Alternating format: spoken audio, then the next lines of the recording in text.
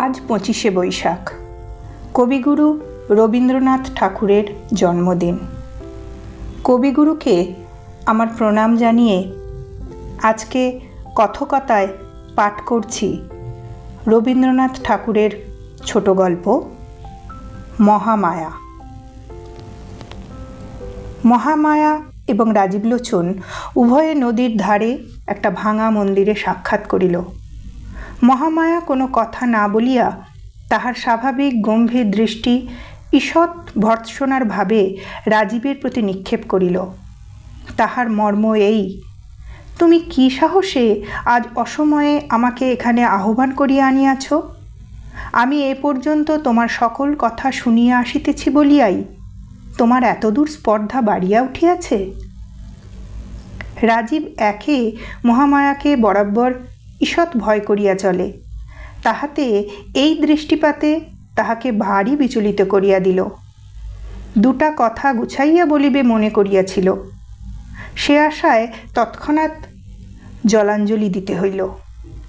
অথচ অবিলম্বে এই মিলনের একটা কোনো কিছু কারণ না দেখাইলেও চলে না, তাই দ্রুত বলিয়া ফেলিল, আমি প্রস্তাব করিতেছি এখান হইতে পলাইয়া গিয়া আমরা দুজনে বিবাহ করি।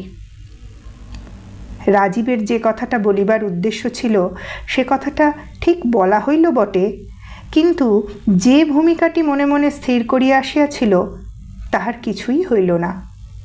কথাটা নিতান্ত নিরস নিরলঙ্কার, এমনকি অদ্ভুত শুনিতে লাগিল। নিজে বলিয়া নিজে থতমত খাইয়া গেল। আরও দুটো পাঁচটা কথা জুড়িয়া ওটাকে যে বেশ একটু নরম করিয়া আনিবে তাহার সামর্থ্য রহিল না।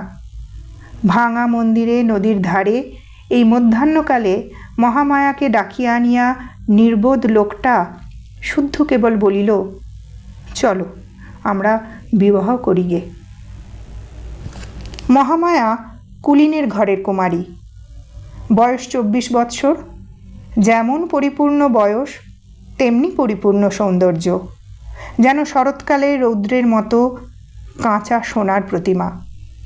সেই রৌদ্রের মতোই দীপ্ত এবং নীরব, এবং তাহার দৃষ্টি দিবালোকের ন্যায় উন্মুক্ত এবং নির্ভীক।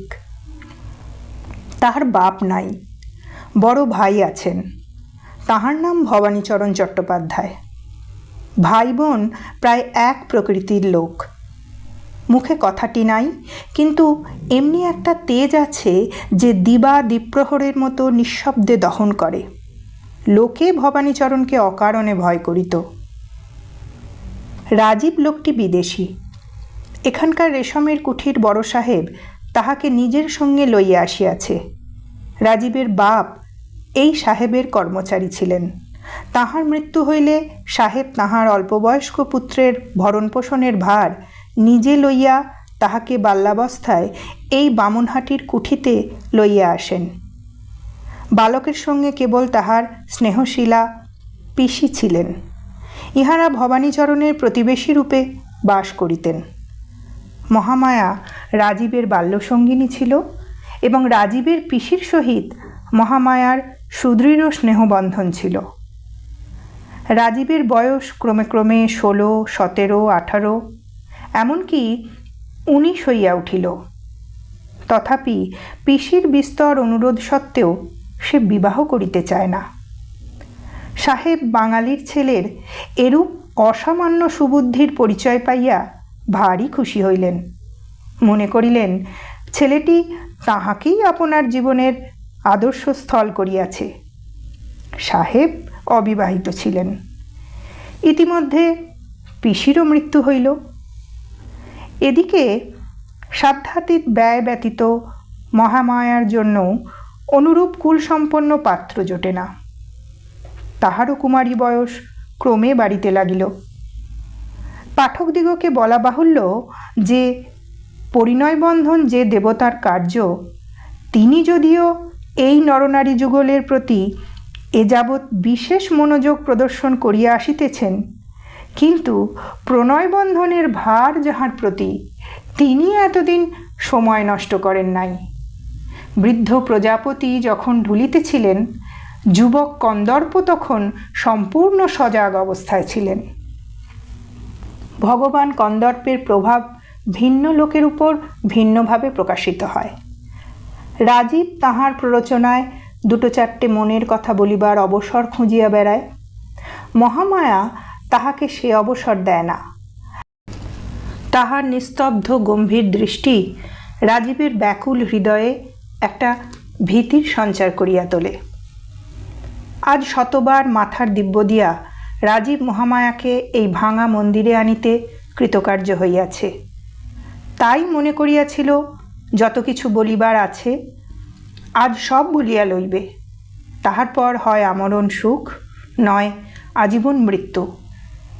জীবনের এমন একটা সংকটের দিনে রাজীব কেবল কহিল, চলো তবে বিবাহ করা যাউক, এবং তারপরে বিস্মৃত পাঠ ছাত্রের মতো থতমত খাইয়া চুপ করিয়া রহিল। রাজীব যে এরূপ প্রস্তাব করিবে মহামায়া যেন আশা করে নাই।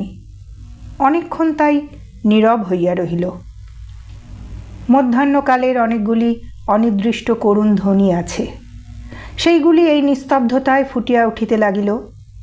বাতাসে মন্দিরের অর্ধসংলগ্ন ভাঙা কপাট এক একবার অত্যন্ত মৃদুমন্দ আর্তস্বর সহকারে ধীরে ধীরে খুলিতে এবং বন্ধ হইতে লাগিল।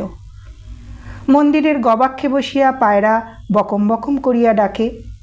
বাহিরে শিমুল গাছের শাখায় বসিয়া কাঠঠোকরা একঘেয়ে ঠক ঠক শব্দ করে। শুষ্ক পত্ররাশির মধ্য দিয়া গিরগিটি সরসর শব্দে ছুটিয়া যায়। হঠাৎ একটা উষ্ণ বাতাস মাঠের দিক হইতে আসিয়া সমস্ত গাছের পাতার মধ্যে ঝরঝর করিয়া ওঠে, এবং হঠাৎ নদীর জল জাগিয়া উঠিয়া ভাঙা ঘাটের সোপানের উপর ছলাৎ ছলাৎ করিয়া আঘাত করিতে থাকে। এই সমস্ত আকস্মিক অলস শব্দের মধ্যে বহুদূর তরুতল হইতে একটা রাখালের বাঁশিতে মেঠো সুর বাজিতেছে। রাজীব মহামায়ার মুখের দিকে চাহিতে সাহসী না হইয়া মন্দিরের ভিত্তির উপর ঠেস দিয়া দাঁড়াইয়া এক প্রকার শ্রান্ত স্বপ্নাবিষ্টের মতো নদীর দিকে চাহিয়া আছে। কিছুক্ষণ পরে মুখ ফিরাইয়া লইয়া রাজীব আর একবার ভিক্ষুকভাবে মহামায়ার মুখের দিকে চাহিল। মহামায়া মাথা নাড়িয়া কহিল, না, সে হইতে পারে না। মহামায়ার মাথা যেমনই নড়িল, রাজীবের আশাও অমনি ভূমিষ্যাৎ হইয়া গেল। কারণ রাজীব সম্পূর্ণ জানিত মহামায়ার মাথা মহামায়ার নিজের নিয়মানুসারেই নড়ে, আর কাহারও সাধ্য নাই তাহাকে আপন মতে বিচলিত করে। প্রবল কুলাভিমান মহামায়ার বংশে কত কাল হইতে প্রবাহিত হইতেছে। সে কি কখনো রাজীবের মতো অকুলীন ব্রাহ্মণকে বিবাহ করিতে সম্মত হইতে পারে? ভালোবাসা এক এবং বিবাহ করা আর এক। যাহা হইউক, মহামায়া বুঝিতে পারিল তাহার নিজের বিবেচনাহীন ব্যবহারেই রাজীবের এত দূর স্পর্ধা বাড়িয়াছে। তৎক্ষণাৎ সে মন্দির ছাড়িয়া চলিয়া যাইতে উদ্যত হইল। রাজীব অবস্থা বুঝিয়া তাড়াতাড়ি কহিল, আমি কালই এদেশ হইতে চলিয়া যাইতেছি। মহামায়া প্রথমে মনে করিয়াছিল যে ভাবটা দেখাইবে, সেই খবরে আমার কি আবশ্যক, কিন্তু পারিল না। পা তুলিতে গিয়া পা উঠিল না। শান্তভাবে জিজ্ঞাসা করিল, কেন? রাজীব কহিল, আমার সাহেব এখান হইতে সোনাপুরের কুঠিতে বদলি হইতেছেন, আমাকে সঙ্গে লইয়া যাইতেছেন। মহামায়া আবার অনেকক্ষণ চুপ করিয়া রহিল। ভাবিয়া দেখিল দুইজনের জীবনের গতি দুই দিকে। একটা মানুষকে চিরদিন নজরবন্দি করিয়া রাখা যায় না। তাই চাপা ঠোঁট ঈষৎ খুলিয়া কহিল, আচ্ছা। সেটা কতকটা গভীর দীর্ঘ নিঃশ্বাসের মতো শুনাইল। কেবল এই কথাটুকু বলিয়া মহামায়া পুনশ্চ গমনোদ্যত হইতেছে। এমন সময় রাজীব চমকিয়া উঠিয়া কহিল, চাটুজ্জে মহাশয়। মহামায়া দেখিল ভবানীচরণ মন্দিরের অভিমুখে আসিতেছে। বুঝিল তাহাদের সন্ধান পাইয়াছে।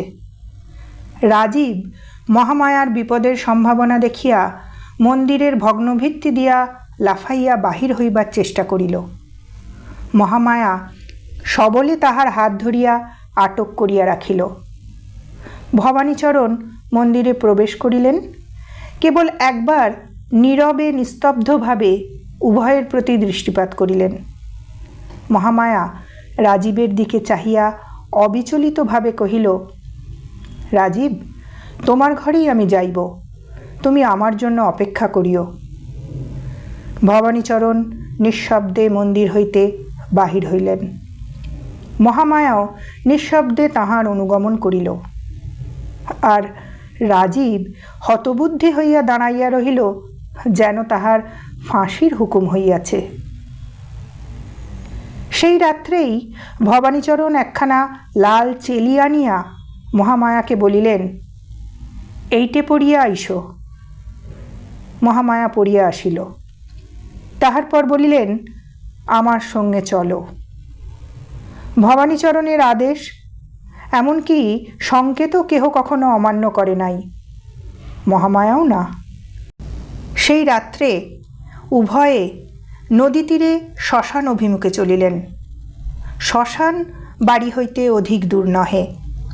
সেখানে গঙ্গাযাত্রীর ঘরে একটি বৃদ্ধ ব্রাহ্মণ মৃত্যুর জন্য প্রতীক্ষা করিতেছিল। তাহারই শয্যাস্পার্শে উভয়ে গিয়া দাঁড়াইলেন। ঘরের এক কোণে পুরোহিত ব্রাহ্মণ উপস্থিত ছিল। ভবানীচরণ তাহাকে ইঙ্গিত করিলেন। সে অবিলম্বে শুভানুষ্ঠানের আয়োজন করিয়া লইয়া প্রস্তুত হইয়া দাঁড়াইল। মহামায়া বুঝিল এই মুমূর্ষুর সহিত তাহার বিবাহ। সে আপত্তির লেশমাত্র প্রকাশ করিল না। দুইটি অদূরবর্তী চিতার আলোকে অন্ধকার প্রায় গৃহে মৃত্যু যন্ত্রণার আর্তধ্বনির সহিত অস্পষ্ট মন্ত্রোচ্চারণে মিশ্রিত করিয়া মহামায়ার বিবাহ হইয়া গেল। যেদিন বিবাহ, তাহার পরদিনই মহামায়া বিধবা হইল। এই দুর্ঘটনায় বিধবা অতিমাত্র শোক অনুভব করিল না, এবং রাজীব ও মহামায়ার অকস্মাৎ বিবাহ সংবাদে যেরূপ বজ্রাহত হইয়াছিল, বৈধব্য সংবাদে সেরূপ হইল না। এমনকি কিঞ্চিৎ প্রফুল্ল বোধ করিতে লাগিল। কিন্তু সে ভাব অধিকক্ষণ স্থায়ী হইল না। দ্বিতীয় আর একটা বজ্রাঘাতে রাজীবকে একবারে ভূপাতিত করিয়া ফেলিল। সে সংবাদ পাইল, শ্মশানে আজ ভারী ধুম, মহামায়া সহমৃতা হইতেছে। প্রথমেই সে ভাবিল, সাহেবকে সংবাদ দিয়া তাহার সাহায্যে এই নিদারুণ ব্যাপার বলপূর্বক রহিত করিবে। তাহার পরে মনে পড়িল, সাহেব আজই বদলি হইয়া সোনাপুরে রওনা হইয়াছে। রাজীবকেও সঙ্গে লইতে চাহিয়াছিল, কিন্তু রাজীব 1 মাসের ছুটি লইয়া থাকিয়া গেছে। মহামায়া তাহাকে বলিয়াছে, তুমি আমার জন্য অপেক্ষা করিও। সে কথা সে কিছুতেই লঙ্ঘন করিতে পারে না। আপাতত সে মাসের ছুটি লইয়াছে। আবশ্যক হইলে 2 মাস, ক্রমে 3 মাস, এবং অবশেষে সাহেবের কর্ম ছাড়িয়া দিয়া দ্বারে দ্বারে ভিক্ষা করিয়া খাইবে, তবু চিরজীবন অপেক্ষা করিতে ছাড়িবে না। রাজীব যখন পাগলের মতো ছুটিয়া হয় আত্মহত্যা নয় একটা কিছু করিবার উদ্যোগ করিতেছে, এমন সময় সন্ধ্যাকালে মুষলধারায় বৃষ্টির সহিত একটা প্রলয় ঝড় উপস্থিত হইল। এমনি ঝড় যে রাজীবের মনে হইল বাড়ি মাথার উপর ভাঙিয়া পড়িবে। যখন দেখিল বাহ্য প্রকৃতিতেও তাহার অন্তরের অনুরূপ একটা মহাবিপ্লব উপস্থিত হইয়াছে, তখন সে যেন কতকটা শান্ত হইল। তাহার মনে হইল সমস্ত প্রকৃতি তাহার হইয়া একটা কোনরূপ প্রতিবিধান করিতে আরম্ভ করিয়া দিয়াছে। সে নিজে যতটা শক্তি প্রয়োগ করিতে ইচ্ছা করিত, কিন্তু পারিত না। প্রকৃতি আকাশ পাতাল জুড়িয়া ততটা শক্তি প্রয়োগ করিয়া কাজ করিতেছে। এমন সময় বাহির হইতে সবলে কে দ্বার ঠেলিল। রাজীব তাড়াতাড়ি খুলিয়া দিল। ঘরের মধ্যে আর্দ্র বস্ত্রে একটি স্ত্রীলোক প্রবেশ করিল। তাহার মাথায় সমস্ত মুখ ঢাকিয়া ঘোমটা। রাজীব তৎক্ষণাৎ চিনিতে পারিল সে মহামায়া। উচ্ছ্বসিত স্বরে জিজ্ঞাসা করিল, মহামায়া, তুমি চিতা হইতে উঠিয়া আসিয়াছ? মহামায়া কহিল, হ্যাঁ, আমি তোমার কাছে অঙ্গীকার করিয়াছিলাম তোমার ঘরে আসিব, সেই অঙ্গীকার পালন করিতে আসিয়াছি। কিন্তু রাজীব, আমি ঠিক সে আমি নাই, আমার সমস্ত পরিবর্তন হইয়া গিয়াছে। কেবল আমি মনে মনে সেই মহামায়া আছি। এখনো বলো, এখনো আমার চিতায় ফিরিয়া যাইতে পারিব? আর যদি প্রতিজ্ঞা করো কখনো আমার ঘোমটা খুলিবে না, আমার মুখ দেখিবে না, তবে আমি তোমার ঘরে থাকিতে পারি। মৃত্যুর হাত হইতে ফিরিয়া পাওয়াই যথেষ্ট, তখন আর সমস্তই তুচ্ছ জ্ঞান হয়। রাজীব তাড়াতাড়ি কহিল, তুমি যেমন ইচ্ছা তেমনি করিয়া থাকিও, আমাকে ছাড়িয়া গেলে আর আমি বাঁচিব না। মহামায়া কহিল, তবে এখনই চলো, তোমার সাহেব যেখানে বদলি হইয়াছে সেখানেই যাই। ঘরে যাহা কিছু ছিল সমস্ত ফেলিয়া রাজীব মহামায়াকে লইয়া সেই ঝড়ের মধ্যে বাহির হইল। এমনি ঝড় যে দাঁড়ানো কঠিন। ঝড়ের বেগে কঙ্কর উড়িয়া আসিয়া ছিটাগুলির মতো গায়ে বিঁধিতে লাগিল। মাথার উপরে গাছ ভাঙিয়া পড়িবার ভয়ে পথ ছাড়িয়া উভয়ে খোলা মাঠ দিয়া চলিতে লাগিল। বায়ুর বেগ পশ্চাৎ হইতে আঘাত করিল, যেন ঝড়ে লোকালয় হইতে দুইটা মানুষকে ছিন্ন করিয়া প্রলয়ের দিকে উড়াইয়া লইয়া চলিয়াছে। গল্পটা পাঠকেরা নিতান্ত অমূলক অথবা অলৌকিক মনে করিবেন না। যখন সহমরণ প্রথা প্রচলিত ছিল তখন এমন ঘটনা কদাচিৎ মাঝে মাঝে ঘটিতে শোনা গিয়াছে। মহামায়ার হাত পা বাঁধিয়া তাহাকে চিতায় সমর্পণ করিয়া যথাসময়ে অগ্নিপ্রয়োগ করা হইয়াছিল। অগ্নিও ধুধু করিয়া ধরিয়া উঠিয়াছে। এমন সময়ে প্রচণ্ড ঝড় ও মুষলধারে বৃষ্টি আরম্ভ হইল। যাহারা দাহ করিতে আসিয়াছিল তাহারা তাড়াতাড়ি গঙ্গাযাত্রীর ঘরে আশ্রয় লইয়া দ্বার রুদ্ধ করিয়া দিল। বৃষ্টিতে চিতানল নিবিতে বিলম্ব হইল না। ইতিমধ্যে মহামায়ার হাতের বন্ধন ভস্ম হইয়া তাহার হাত দুটি মুক্ত হইয়াছে। অসহ্য দাহ যন্ত্রণায় একটিমাত্র কথা না কহিয়া মহামায়া উঠিয়া বসিয়া পায়ের বন্ধন খুলিল। তাহার পর স্থানে স্থানে দগ্ধ বস্ত্রখণ্ড গাত্রে জড়াইয়া উলঙ্গ প্রায় মহামায়া চিতা হইতে উঠিয়া প্রথমে আপনার ঘরে ফিরিয়া আসিল। গৃহে কেহই ছিল না, সকলেই শ্মশানে। প্রদীপ জ্বালিয়া একখানি কাপড় পরিয়া মহামায়া একবার দর্পণে মুখ দেখিল। দর্পণ ভূমিতে আছড়িয়া ফেলিয়া একবার কি ভাবিল। তাহার পর মুখের উপর দীর্ঘ ঘোমটা টানিয়া অদূরবর্তী রাজীবের বাড়ি গেল। তাহার পর কি ঘটিল পাঠকের অগোচর নাই। মহামায়া এখন রাজীবের ঘরে, কিন্তু রাজীবের জীবনে সুখ নাই, অধিক নহে। উভয়ের মধ্যে কেবল একখানি মাত্র ঘোমটার ব্যবধান, কিন্তু সেই ঘোমটাটুকু মৃত্যুর ন্যায় চিরস্থায়ী, অথচ মৃত্যুর অপেক্ষা যন্ত্রণাদায়ক। কারণ নৈরাশ্যে মৃত্যুর বিচ্ছেদ বেদনাকে কালক্রমে অসার করিয়া ফেলে, কিন্তু সেই ঘোমটার বিচ্ছেদটুকুর মধ্যে একটি জীবন্ত আশা প্রতিদিন প্রতি মুহূর্তে পীড়িত হইতেছে। একে মহামায়ার চিরকালই একটা নিস্তব্ধ নীরব ভাব আছে। তাহাতে এই ঘোমটার ভিতরকার নিস্তব্ধতা দ্বিগুণ দুঃসহ বোধ হয়। সে যেন একটা মৃত্যুর মধ্যে আবৃত হইয়া বাস করিতেছে। এই নিস্তব্ধ মৃত্যু রাজীবের জীবনকে আলিঙ্গন করিয়া প্রতিদিন যেন বিশীর্ণ করিতে লাগিল। রাজীব পূর্বে যে মহামায়াকে জানিত তাহাকেও হারাইল, এবং তাহার সেই আশৈশব সুন্দর স্মৃতিকে যে আপনার সংসারে প্রতিষ্ঠা করিয়া রাখিবে, এই ঘোমটাচ্ছন্ন মূর্তি চিরদিন পার্শ্বে থাকিয়া নীরবে তাহাতেও বাধা দিতে লাগিল। রাজীব ভাবিত, মানুষে মানুষে স্বভাবতই যথেষ্ট ব্যবধান আছে। বিশেষত মহামায়া পুরাণবর্ণিত কর্ণের মতো সহজ কবচধারী। সে আপনার স্বভাবের চারিদিকে একটা আবরণ লইয়াই জন্মগ্রহণ করিয়াছে। তাহার পর মাঝে আবার যেন আর একবার জন্মগ্রহণ করিয়া আবার আরও একটা আবরণ লইয়া আসিয়াছে।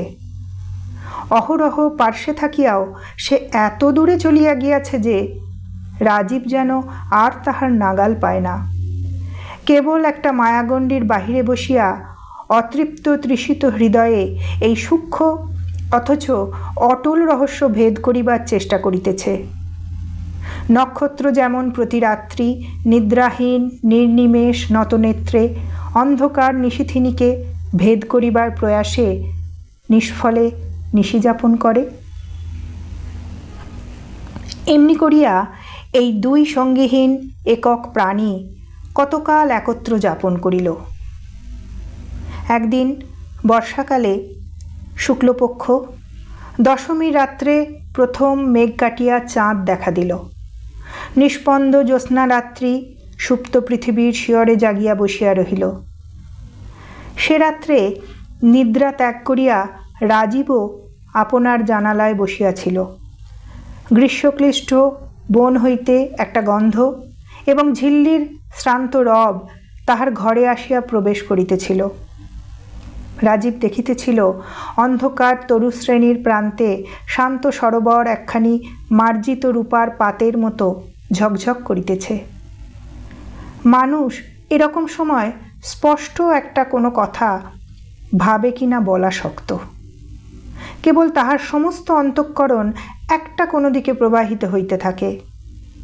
বনের মতো একটা গন্ধোচ্ছ্বাস দেয়, রাত্রির মতো একটা ঝিল্লির ধ্বনি।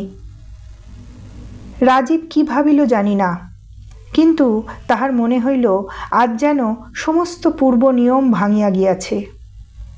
আজ বর্ষারাত্রি, তাহার মেঘাবরণ খুলিয়া ফেলিয়াছে এবং আজিকার এই নিশিথিনীকে সেকালের সেই মহামায়ার মতো বিশুদ্ধ সুন্দর এবং সুগম্ভীর দেখাইতেছে।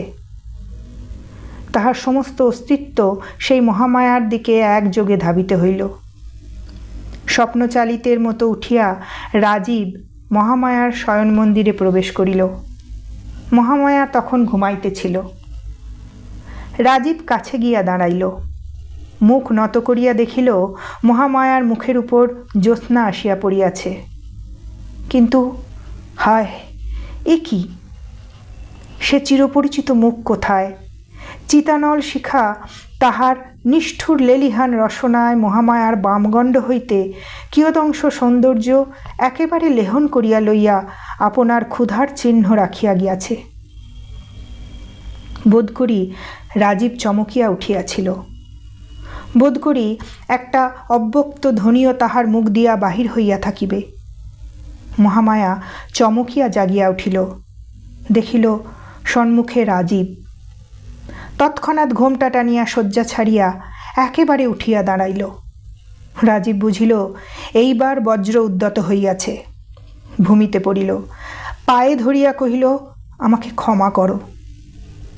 মহামায়া একটি উত্তর মাত্র না করিয়া মুহূর্তের জন্য পশ্চাতে না ফিরিয়া ঘর হইতে বাহির হইয়া গেল।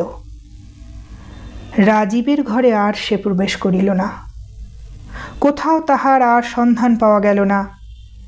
সেই ক্ষমাহীন চিরবিদায়ের নীরব ক্রোধানল রাজীবের সমস্ত ইহজীবনে একটি সুদীর্ঘ দগ্ধ চিহ্ন রাখিয়া দিয়া গেল। নমস্কার।